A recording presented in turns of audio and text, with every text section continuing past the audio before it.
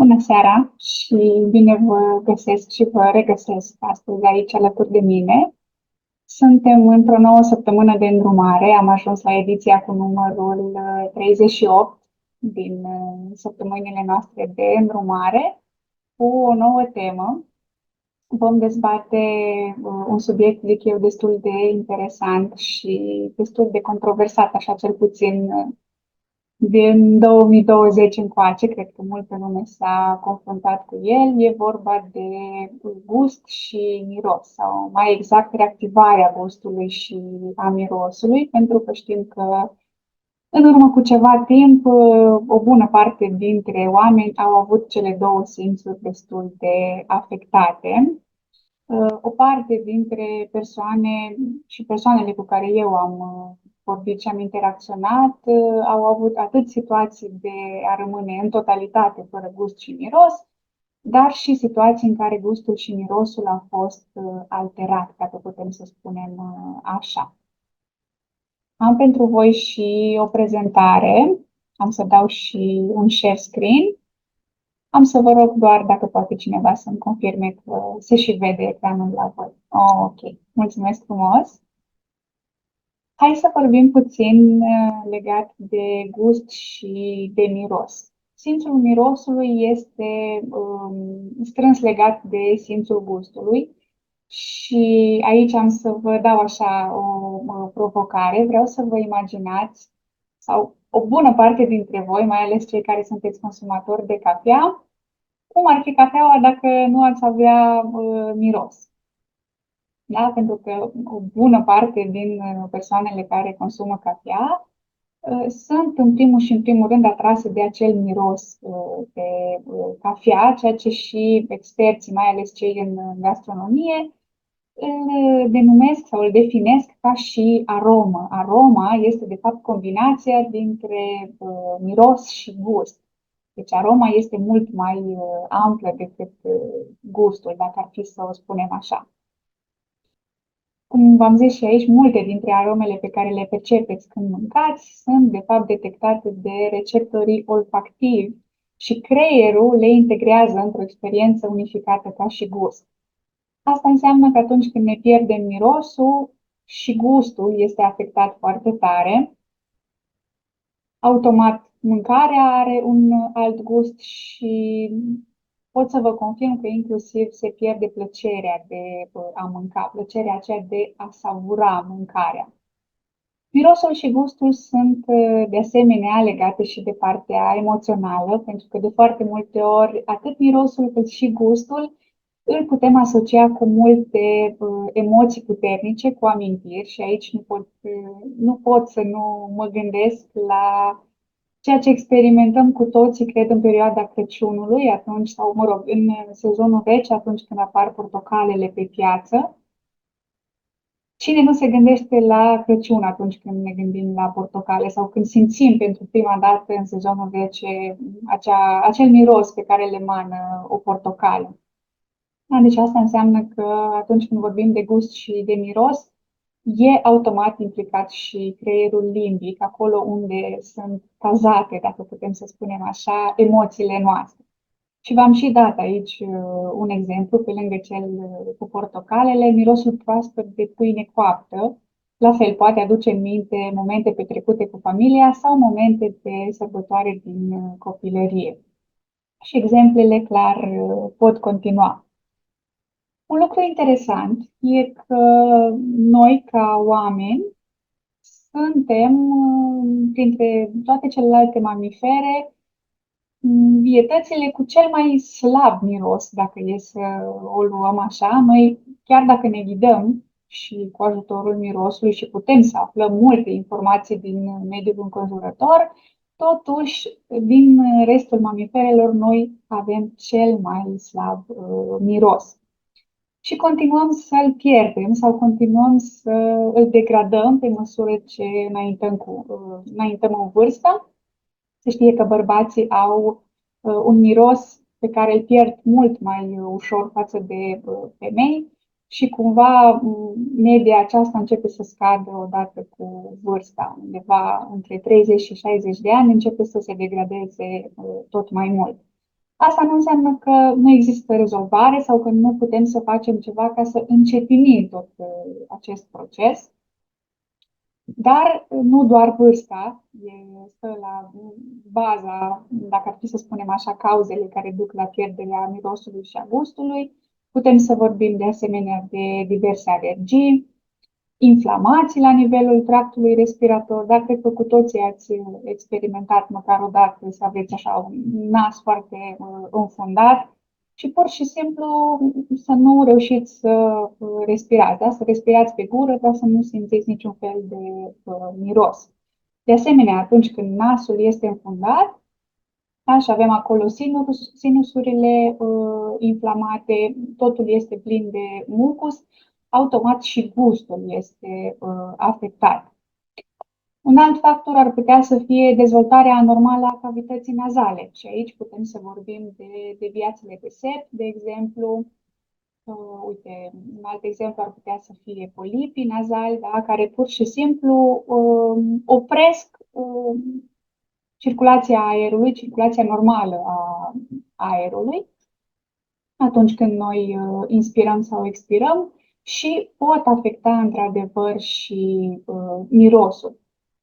Bolile neurodegenerative. Un alt exemplu, și aici îmi vine în minte boli precum Alzheimer sau Parkinson, da? Sunt destul de cunoscute că afectează destul de mult simțurile, nu doar gustul și mirosul, inclusiv simțul tactil, inclusiv auzul și așa mai departe. Cum am menționat și anterior, îmbătrânirea.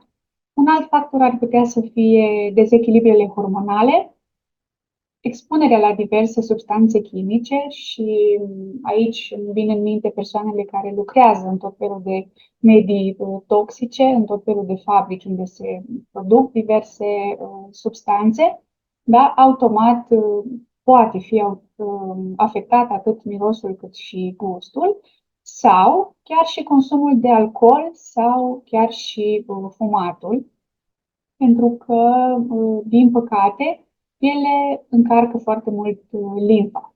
Da? Chiar dacă nouă ni se pare că doar fumăm și că nu înghițim, de fapt, nu trece nimic prin stomac, asta nu înseamnă că al nostru corp nu are de suferit și că nu rămân toxine în interiorul nostru. Și, practic, subiectul principal, pe lângă cele două simțuri de la întâlnirea noastră de azi, e să găsim și soluții la ceea ce putem să facem atunci când avem probleme de lipsă gust sau lipsă miros. Și așa cum știți, noi am prezentat încă din eveniment că vă oferim soluții naturale și e vorba de uleiurile esențiale de la doTERRA, care sunt în primul rând testate, sunt 100% pure, doar din plantă, nu conțin nimic altceva și suntem siguri că îndeplinesc un anumit standard, da? Și o anumită concentrație. Atunci când testele care se fac pe aceste uleiuri nu sunt la standardul la care cere acest standard CTPG, automat aceste uleiuri merg către alte industrii și nu mai ajung în industria uleiurilor esențiale cu grad terapeutic. Ele merg mai departe în industria cosmetică, în industria de parfumerie și așa mai departe. Și probabil vă întrebați cum pot să funcționeze uleiurile esențiale în situația în care eu nu am miros. Da? Cu toții știm despre uleiurile esențiale, în primul rând că le punem în casă sau le punem în palmă pentru a mirosi frumos. Da? Deci folosim inhalarea tocmai pentru a vedea efectele aromaterapiei. Sunt studii și sunt studii destul de recente și destul de multe care arată că atunci când se folosesc uleiuri esențiale, și aici o să vă și dau exemplu, că cel mai studiat, cred, dintre toate uleiurile esențiale este uleiul de lavandă și cred că nu vă mira asta pentru toate efectele de calmare și de liniștire pe care le oferă. S-au făcut studii la persoane cărora li s-a inhibat simțul mirosului și li s-a dat să miroase ulei de lavandă sau au stat în încăperi unde s-a difuzat acest ulei de lavandă și cu toate că acele persoane nu simțeau mirosul de lavandă, au observat efectele pe care lavanda le-a avut asupra lor în ameliorarea anxietății, în calmare, în îmbunătățirea somnului. Deci, chiar dacă noi nu simțim un miros și în momentul în care inhalăm produsul, el ajunge la creierul limbic și de acolo pătrunde mai departe în toate sistemele, inclusiv în sistemul sanguin. Eu v-am pus aici o imagine pentru că o să vreau să discutăm și despre metodele de utilizare a uleiurilor esențiale, pentru că sunt ușor diferite față de ceea ce noi auzim în mod frecvent. Și, bineînțeles că cea mai cunoscută metodă este metoda aromatică. Ce înseamnă metoda aromatică? În primul și în primul rând, cel mai simplu, iau sticluța de ulei esențial, desfac căpăcelul, îmi picur în palmă și pur și simplu duc mâinile la nas și inspir, expir, inspir, expir. Asta e metoda cea mai simplă, da? Suntem pe stradă și vrem să folosim uleiul esențial, aceasta e cea mai simplă de folosit. Bineînțeles că după mai sunt difuzoarele, însă e necesar să folosim difuzor care nu încălzește apa pentru a nu altera proprietățile pe care uleiul esențial le are. Următoarea variantă de utilizare este varianta topică, adică punem pe piele. În cazul în care alegem să folosim uleiurile esențiale în variantă topică, e important de menționat că e necesară diluția. Diluția nu face ca acest ulei să fie mai slab sau mai puțin potent, ci face ca acesta să nu se evapore mai repede în aer decât să pătrundă în pielea noastră. Pentru că știm cu toții că uleiurile esențiale nu sunt uleiuri grase, ele se numesc uleiuri pentru că nu se amestecă cu apa, plutesc deasupra exact ca și un ulei vegetal, însă nu sunt grăsimi. Asta înseamnă că se vor evapora foarte repede în aer.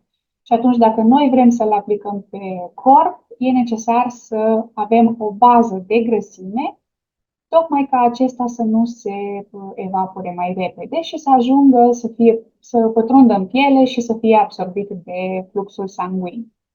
Și o a treia metodă, o metodă cumva mai puțin întâlnită sau mai puțin auzită în cazul în care nu suntem utilizatori de uleiuri esențiale, pentru că cei care dintre voi sunteți azi și mulți utilizatori știu că deja cunoașteți foarte bine această metodă, este ingerarea sau luarea internă a uleiurilor esențiale. Aici nu se mai pune problema de diluție, pentru că acestea fiind înghițite, nu se mai pune problema de a se evapora.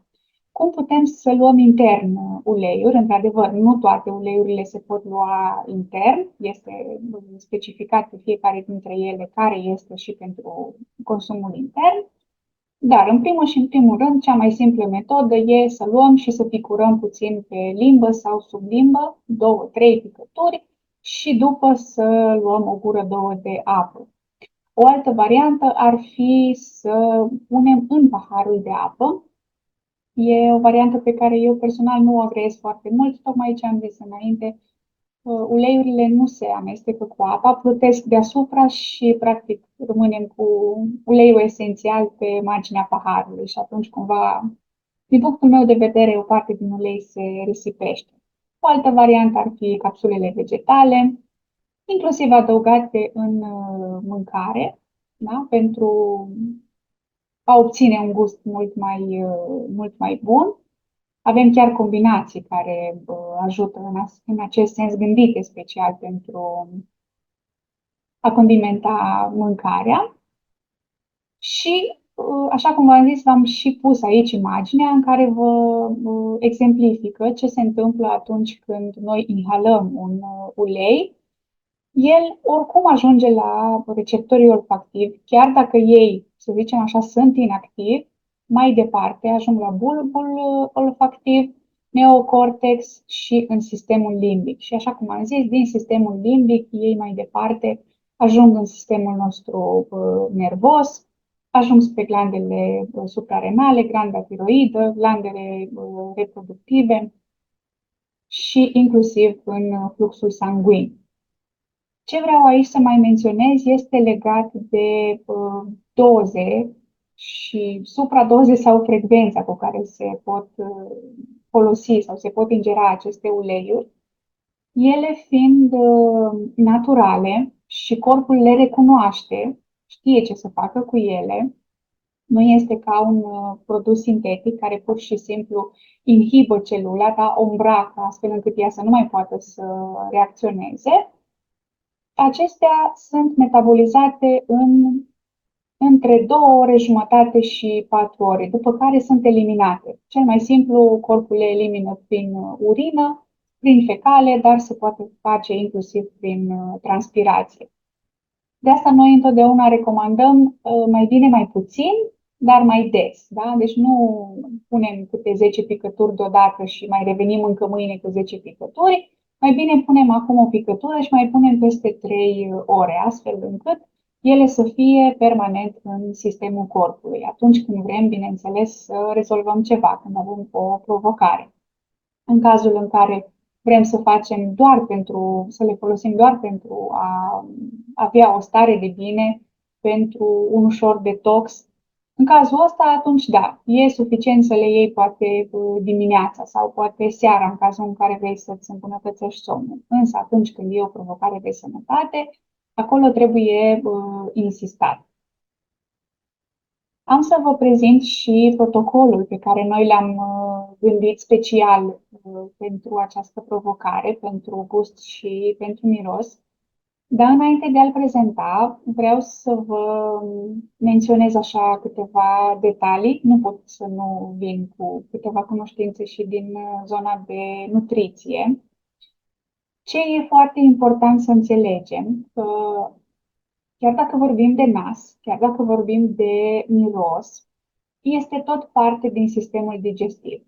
Chiar dacă nu neapărat știința îl încadrează așa în momentul în care apare o descriere a sistemului digestiv, însă ce pot eu să vă confirm e atunci când e vorba de mâncare, mirosul joacă un rol foarte important.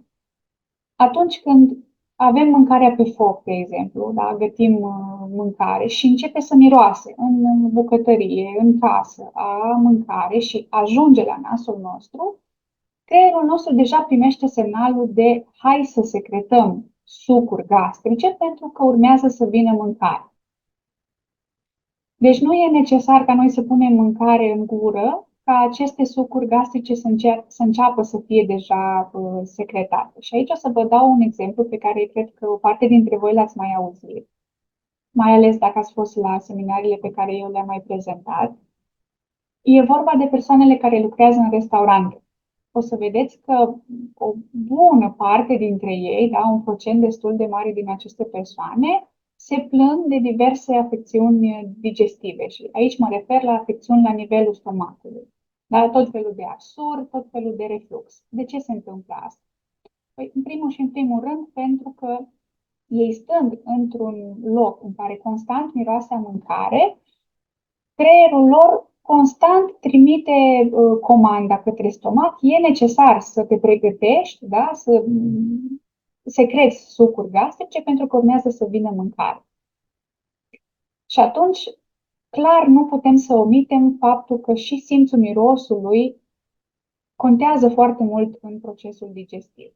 Asta ca să fac așa o paranteză și să înțelegeți de ce produsele pe care noi le-am ales în protocolul de azi, în majoritate, dacă nu chiar în totalitate, sunt pe bază de condimente. Pentru că trebuie să ajungem să ne folosim de faptul că aceste condimente ajută și sistemul digestiv. Da? Cred că nu e nimic nou că digestia începe din gură, Dar eu am să mai adaug și faptul că și mirosul contribuie foarte mult la începerea procesului de digestie. Și dacă aceste două simțuri sunt în dezechilibru, înseamnă că nici la nivel digestiv lucrurile nu merg foarte bine. Asta așa ca o paranteză, pentru că se poate folosi o gamă mult mai largă de produse decât ceea ce am ales noi să punem astăzi aici ca și protocol spre testare.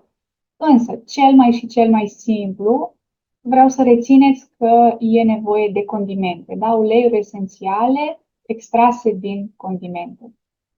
Și am să încep așa. Pentru persoanele care s-au înscris în programul nostru de testare, programul nostru e special conceput pentru 5 zile și cei care doresc să participe, da, e necesar să completeze acel formular. Dacă mai sunt persoane aici care doresc să participe, pot lăsa în chat și urmează să-i contactăm și să le trimitem formularul pentru a-l completa. Ce e important e ca acest protocol pe care urmează să-l primiți să fie folosit în aceste 5 zile, exact așa cum am să vi-l prezint acum. Nu e suficient să puneți acum sau azi sau mâine o picătură și să mai puneți o picătură peste 2 săptămâni, pentru că vă asigur că nu veți vedea rezultate, cu atât mai mult cu cât simțul mirosului și simțul gustului, de obicei atunci când dispar, e o provocare pe care de cele mai multe ori nici nu conștientizăm. Ne dăm seama târziu de ea, tocmai prin simplu motiv că nu doare. Da? Nu suferim durere, nu simțim durere la nivel fizic atunci când ne pierdem mirosul sau ne pierdem gustul. Sau cu atât mai mult când acestea două se degradează. Noi treptat, că nu se întâmplă asta de pe o zi pe alta, nu reușim să ne dăm seama că acest lucru se întâmplă. Poate la un dat o să auziți persoane care zic că da, roșia nu mai are gustul pe care îl are acum 20 de ani. Într-adevăr, nici agricultura nu mai e ce a fost, dar cu siguranță și gustul nostru este alterat. Și primul produs pe care îl veți primi în protocolul de testare este amestecul sau blendul pe care noi și compania Totera îl numește AIR. Așa cum îi spune și numele, este pentru respirație, susține întreg sistemul respirator, nu doar simțul mirosului. Și veți primi într-o sticluță de 1 mililitru 20 de picături de AIR. Ce veți face cu acest amestec? În fiecare dimineață și preferabil ar fi să faceți lucrul acesta dimineață pentru că al nostru corp a mai eliminat din toxinele pe care le-a avut. Când vă faceți rutina zilnică, după ce v-ați spălat pe față, v-ați spălat pe dinți, eventual puteți să faceți lucrul ăsta chiar și înainte de a lua masa, vă recomand eu. Puneți în palmă din sticluța pe care o primiți 3-4 picături din acest amestec AIR, pur și simplu frecați palmele și inhalați. Eu vă recomand să faceți cel puțin 10 astfel de inhalații. Pentru cei care poate vă place să faceți exerciții de respirație sau respirația pătrată, cu atât mai mult vă recomand să faceți lucrul ăsta, pentru că va fi important să antrenați acest simț al mirosului. Imaginați-vă că e exact ca un mușchi pe care îl antrenăm când mergem pe bicicletă sau când mergem la sală, așa va trebui să reînvățăm și nasul, ca să zic așa, să își reia activitatea, să-și reia simțul mirosului.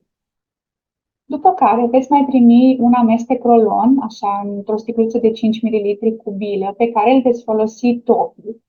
Acesta conține 5 picături de busuioc și 5 picături de coriandru extras din semințele plantei de coriandru și 5 picături de piper negru, toate acestea diluate cu ulei fracționat de cocos. Așa cum am zis, întotdeauna când folosim uleiuri topic aplicate pe piele, acestea trebuie să fie diluate tocmai pentru a nu se evapora. Ce veți face cu acest amestec? Tot așa, o dată, de 2 ori pe zi, recomandabil ar fi chiar de 2 ori, pentru că vă va ajunge din acest amestec. În primul și în primul rând vom folosi pe zona feței, în zona T. Ce înseamnă asta? Pe frunte și pe nas, aici pe aripile nasului, inclusiv puteți da și în zona aceasta unde avem sinusurile, pentru că atunci când noi avem o problemă legată de miros, cu siguranță avem și sinusurile înfundate cu mucus. Nu înseamnă că trebuie să fim răciți sau să avem nasul înfundat ca să fim efectiv înfundați în partea din spate. E un lucru care ține de limfă, nu ține neapărat de o anumită provocare de sănătate. Și atunci vom folosi acest amestec pe față. Putem să-l folosim inclusiv pe zonele de puls, da? Acolo unde pielea noastră este mai subțire. Cele mai simple locuri de puls le puteți recunoaște în zonele de pe corp în care nu ne crește părul. Da? Și ca exemplu ar fi aici, în zona maxilarului, da? La mână, aici în zona gâtului, acolo unde, pe zonele din corp unde nu ne crește părul, acolo pielea este ceva mai subțire și uleiul poate ajunge mult mai repede în fluxul sanguin. De asemenea, ce mai puteți să faceți cu acest amestec? Tot așa, din sticluță, puteți să inhalați. Eu vă recomand acest rolon și inclusiv spray pe care vi-l prezint imediat, să-l aveți la voi în poșetă, în buzunar, când mergeți la muncă, când mergeți la plimbare și când vă aduceți aminte, mai scoateți desfaceți sticluța și mai mirosiți din sticluță. Cu acest rolon, inclusiv puteți să vă dați aici, în zona aceasta, ca să fie aproape de nas și constant când respirați, particulele din acest ulei să poată să ajungă și în nas. Și un al treilea amestec pe care îl veți primi, pe care îl veți folosi intern, e format tot așa într-o sticluță spray de 5 ml din 5 picături de busuioc și 5 picături din amestecul On Guard. Tot așa, completat cu ulei fracționat de cocos. Ce veți face cu acest spray? Fie înainte de mâncare, fie după mâncare, după ce ați mâncat, după ce ați băut apă și știți că în următoarea jumătate de oră sau o oră nu veți consuma și nu veți bea lichide, pur și simplu sprăiați în gură, pe limbă, cu acest amestec. Acest amestec îl puteți folosi de 3, 4, 5 ori pe zi fără nicio problemă. Ce e important e să nu consumați imediat după ce ați folosit acest spray alimente sau lichide. Ideea este ca acest amestec să rămână cât mai mult timp în cavitatea bucală. Mai departe, vreau să vă dau câteva informații așa despre fiecare ulei esențial pe care l-am pus aici în protocol și așa cum am și început, vreau să vă vorbesc despre amestecul Air. Pe acesta îl vom folosi doar aromatic și topic, da, aplicat pe piele, pentru că conține câteva ingrediente care nu se consumă intern. Printre aceste ingrediente pe care le conține putem enumera dafinul, menta, eucaliptul, arborele de ceai, lămâie, ravensara și cardamomul. Deci dacă o să vă uitați în această listă, o să vedeți că avem foarte multe condimente, exact ceea ce vă ziceam înainte. Ce ajută și ce susține acest amestec? În primul rând, decongestionarea căilor respiratorii, ajutor în cazul alergiilor sezoniere, deci nu doar pentru pierderea gustului și a mirosului, eficient în susținerea organismului în astm bronșic, deci cumva tot legat de sistemul respirator, eficient în eliberarea căilor sinusale și curățarea sinusurilor, da? Deci odată cu blendul vom aplica pe exterior, da? Pe partea topică, dar și cu acest amestec Air ne vom putea ajuta.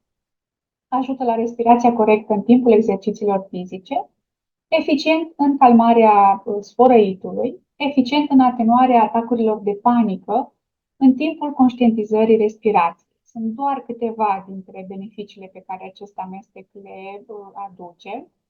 Și ce este foarte interesant, fiind vorba de plante, fiind vorba de produse naturale, cum v-am spus, corpul le recunoaște.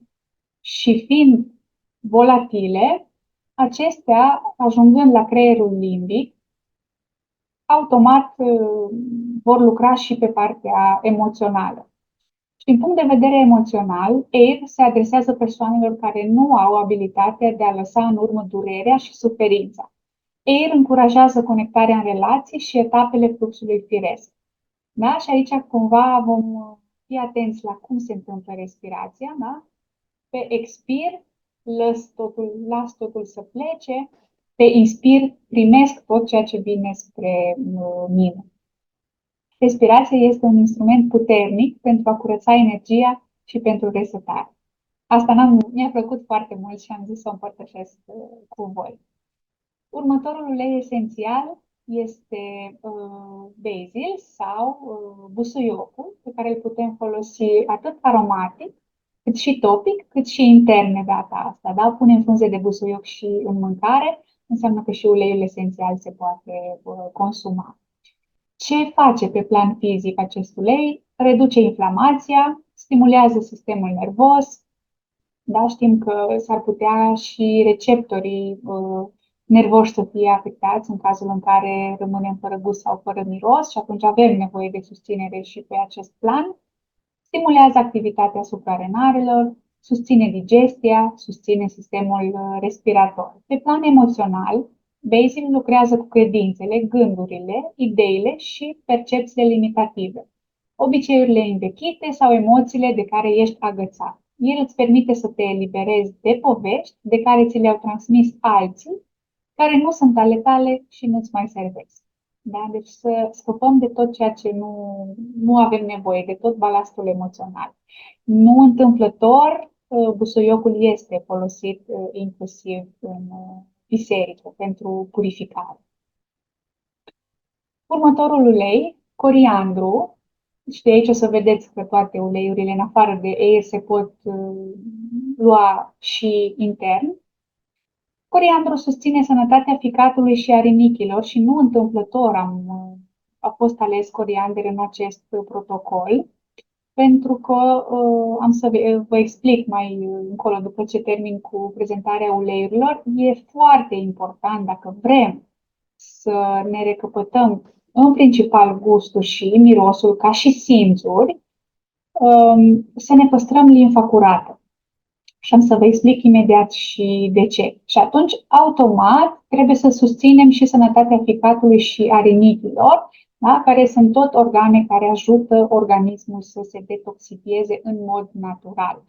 Corpul nostru e creat minunat și știe ce să facă, doar că noi îi dăm așa prea multe sarcini de făcut și îl încurcăm de cele mai multe ori să-și facă activitatea care este menită, să zic așa.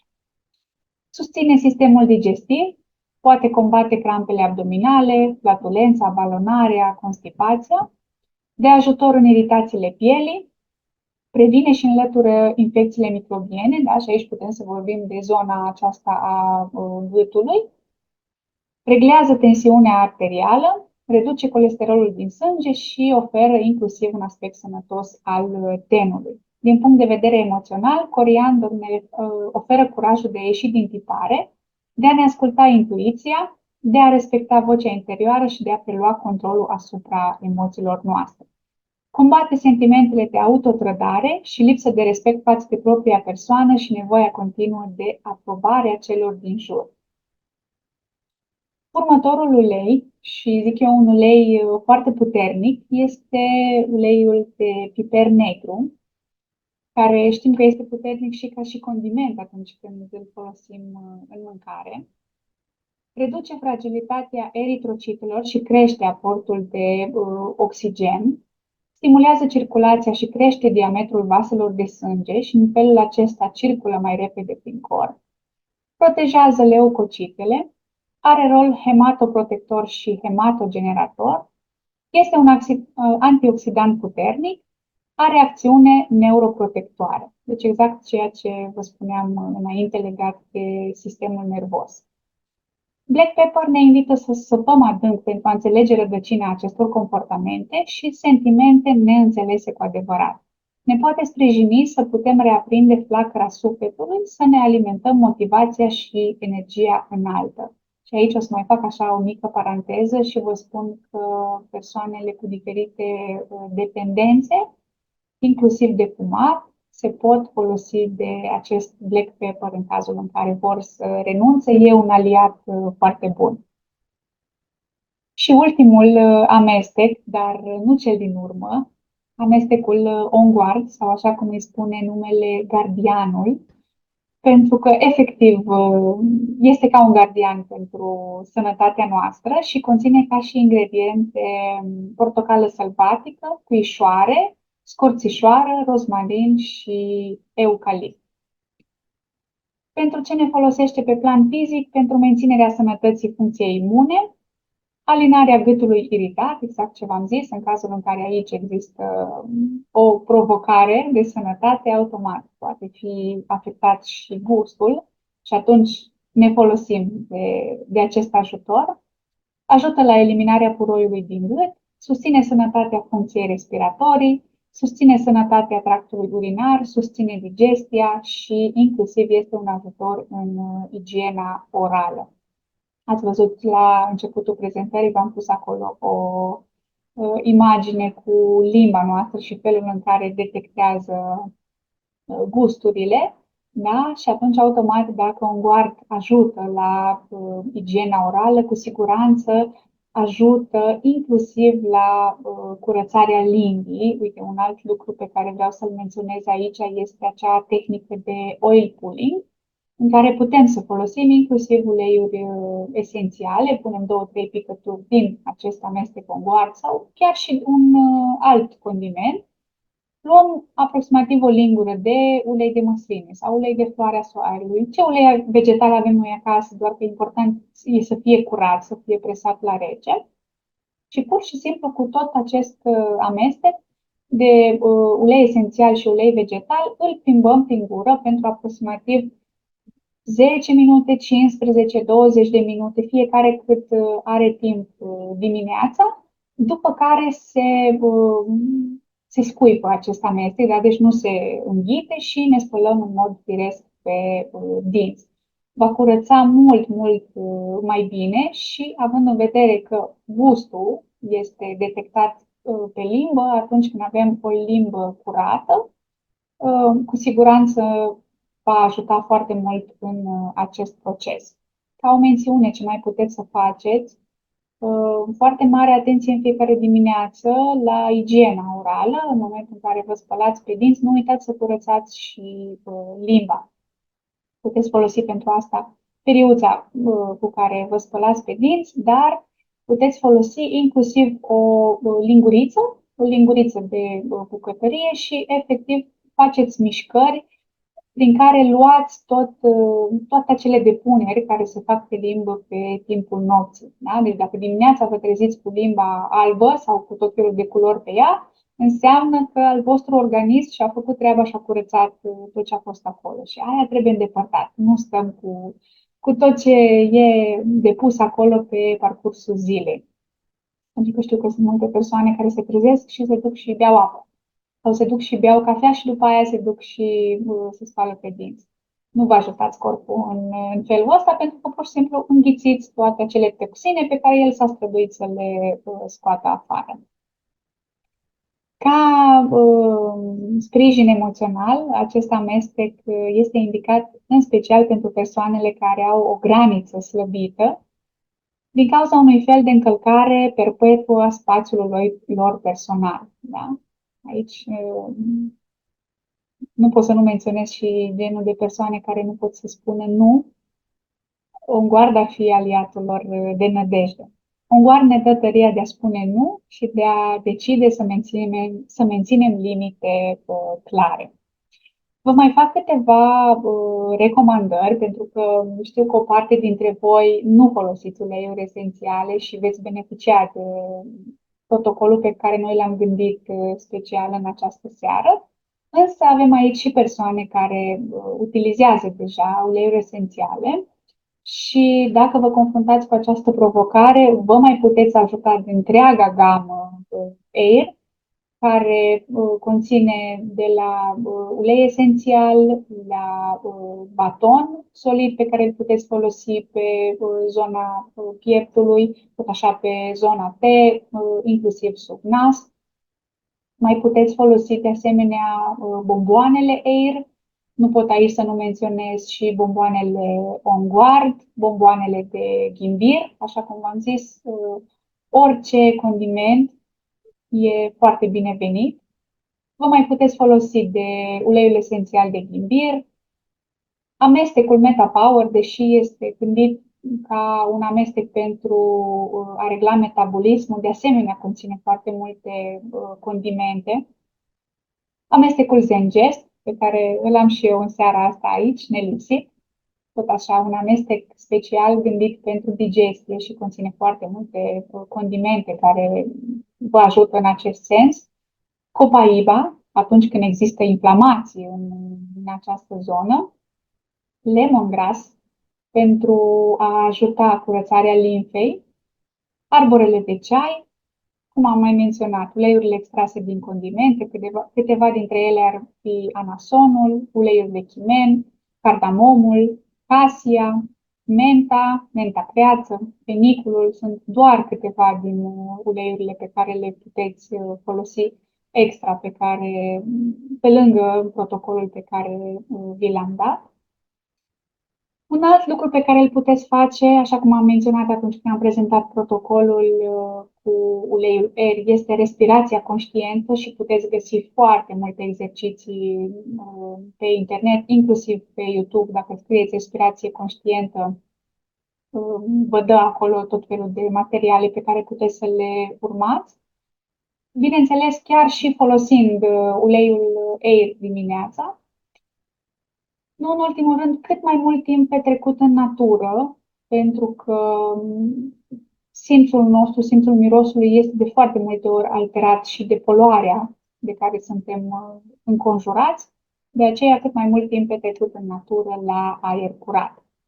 Alimentația cât mai curată și, deși de foarte multe ori ați văzut că eu am făcut recomandări de alimentație variată, de data asta vă recomand măcar o cură, dacă nu puteți să faceți o schimbare așa completă, măcar o cură de 3-4 zile minim de mâncat vegan. Și când spun mâncat vegan, nu să înlocuim carnea cu alt amestec vegan cu aspect de carne, și hrană vie, da? Cât mai multe verdețuri, cât mai multe salate, cât mai multe legume. Eu cred că toată lumea poate să facă un astfel de exercițiu de 3-4 zile de mâncat hrană curată, neprocesată, hrană vie oferită de natură. Și de ce vă spun lucrul ăsta? Nu pentru că vreau să susțin eu vreun curent, și gândiți-vă că orice aliment procesat, da? Carnea noi nu putem să mâncăm crudă. Dacă o putem mânca crudă, automat trebuie să fie afumată ca să nu ne facă rău organismului. Și atunci noi aducem foarte multe reziduri în organismul nostru pe care limfa trebuie să le elimine. În momentul în care noi punem limfa să lucreze mai mult decât o face deja, pentru că oricum avem în organism tot felul de substanțe care trebuie eliminate, nu mai zic de poluarea care este în jurul nostru, limfa se încarcă tot mai mult și apare mucusul în corp. Mucusul nu apare doar în nas sau doar în gât. Mucusul apare inclusiv la nivelul stomacului, mucusul apare inclusiv la nivelul intestinelor. Și atunci, pur și simplu, tot acest proces de detoxifiere este îngreunat atunci când noi consumăm hrană care e procesată. Cu cât consumăm mai multă hrană vie, dar crudă, cu atât mai mult corpul nostru ne va mulțumi și își va ușura toate aceste procese. Vă invit să nu mă credeți și vă rog să încercați. 3-4 zile, se poate, credeți-mă că se poate și o să vedeți o diferență enorm de mare, cel puțin la nivelul celor două simțuri, gust și miros, chiar dacă nu aveți probleme de dispariție a acestor două simțuri, faceți acest exercițiu și o să vedeți că se intensifică foarte mult gustul și mirosul. De asemenea, prin acest lucru veți susține și utilizarea uleiurilor esențiale. Gândiți-vă că e ca și când tu pui uleiuri esențiale, dar nu faci nimic altceva în rest, e ca și când te duce să, de exemplu, te duci într-o cameră pe care tu vrei să o parfumezi foarte frumos, dar acolo tu ai ceva stricat, da? Care pute foarte urât. Nu e suficient să dai doar cu parfum. Trebuie făcut întâi curățenie, scos ceea ce miroase urât și după vii cu ceva care miroase frumos, da? Deci la fel se întâmplă și în organism. Cu cât noi ajutăm organismul să-și facă procesele proprii și să facă curățenie și detoxifiere, cu atât uleiurile esențiale vor fi și mai eficiente pentru că vin deja pe un teren curat. Da? Uite, vă dau un exemplu, e ca și când ai vrea să pui semințe în pământ, fără să sapi pământul și fără să scoți furianul. Nu prea se poate, sau dacă se poate, oricum e eficient. Și nu în ultimul rând, mișcare, pentru că am vorbit foarte mult de limfă în această seară, mișcare pentru a ajuta curățarea limfei. Noi avem două mari lichide în organism, avem sângele și limfa. Sângele, din fericire, are motorașul, da, care îl mișcă prin corp, da, inima. În schimb, limfa nu. Limfa are nevoie de ajutorul nostru și limfa circulă în organism și se activează mișcarea ei invers gravitațional. Asta ce înseamnă? Că dacă noi stăm, și limfa noastră stă. Dacă noi ne mișcăm, și limfa noastră începe să circule și să curețe tot ceea ce noi avem în organism. Așa că mișcare, respirație, alimentație curată și să ne susținem de produse naturale. Avem o gamă mare de uleiuri esențiale de care ne putem folosi. Cam asta am vrut eu să vă spun în această seară și vă mulțumesc pentru atenție și mă bucur că ați rămas așa în număr atât de mare alături de mine, pentru că totuși e aproape o oră de când suntem deja împreună. Eu vă dau întâlnire și mâine seară, tot începând cu ora 20. Ne vom revedea cu testimoniale ale persoanelor care au avut provocări legate de gust și de miros și au reușit să le rezolve cu uleiuri esențiale și le vom asculta așa povestea și tot procesul, cum au reușit ele să facă acest lucru. Și nu în ultimul rând, vă aștept și miercuri cu un invitat special care ne va învăța tot felul de tehnici pe care le putem folosi, inclusiv de eliberare emoțională, ca să lucrăm atât pe plan fizic cât și pe plan emoțional pentru o sănătate cât mai armonioasă. Eu vă mulțumesc. Am să închid acum live-ul pe Facebook și dacă sunt întrebări, vom mai rămâne și pe Zoom.